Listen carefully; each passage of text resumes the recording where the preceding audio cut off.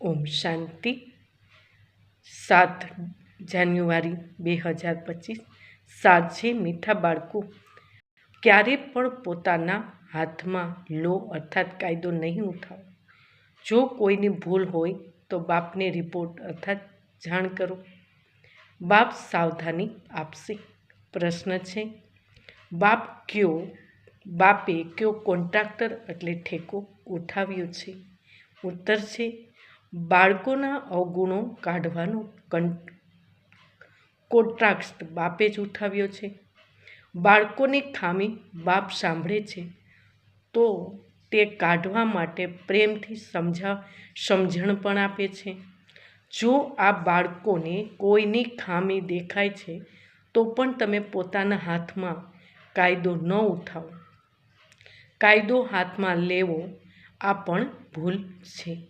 ઓમ શાંતિ.